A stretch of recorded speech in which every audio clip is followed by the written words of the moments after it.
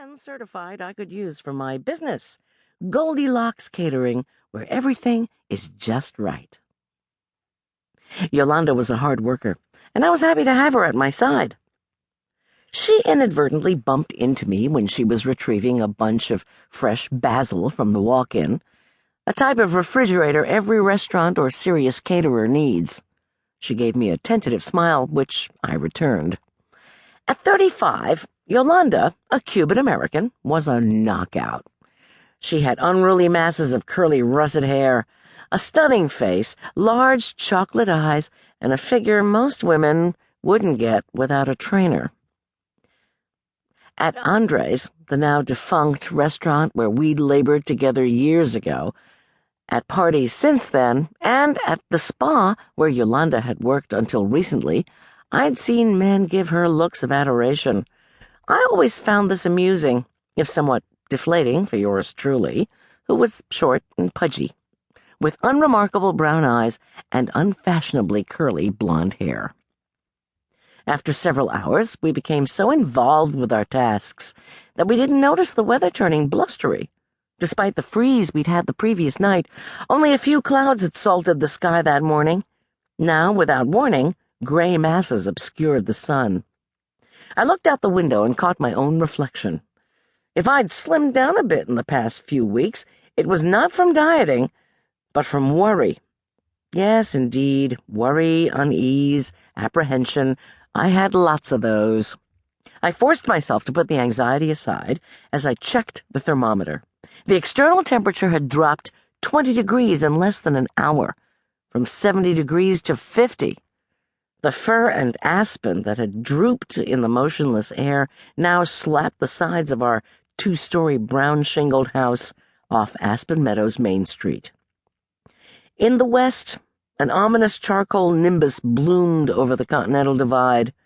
Judging by the dark haze obscuring the highest peaks, it had already begun snowing above 12,000 feet.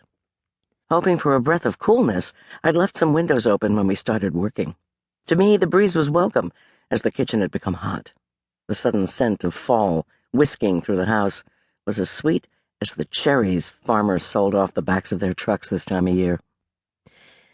When the wind became sharper, as it did before a storm, I actually laughed.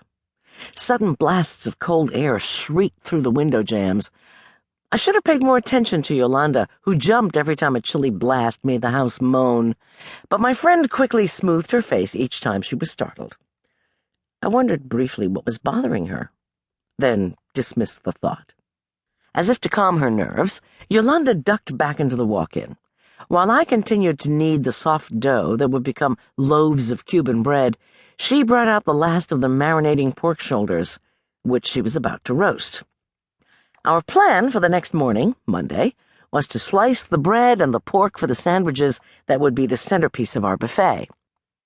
They weren't strictly Cuban sandwiches, for which we would have needed several panini presses, mountains of cheese and ham, numerous jars of pickles, and a whole staff of cooks. But they would work for our guests. We were also serving prepared buffalo chicken wings and potato salad that my supplier had brought up from Denver the day before, plus sliced fruit and caprese salads served over tossed greens. For dessert, we were bringing cookies and fudge, lots and lots of both, because our clients were teenagers. The Christian Brothers High School had hired us to take the food down to Denver for lunch the next day. Although classes had started, scheduling glitches had prevented the school from administering the annual physicals required of students who played on, or planned to try out for, winter sports. These included basketball, ice hockey, and, most important from our family's perspective, fencing. On Monday, the teachers had had an in-service, and a full staff of medical personnel had agreed to come for 6 hours. My son Arch, who had turned 16 the previous April and now possessed growth spurt long arms and legs, had been on the varsity fencing team the previous year. I wanted to be supportive, but when you're the mother of an adolescent boy, it's hard to be helpful without your child acting as if you're driving him nuts.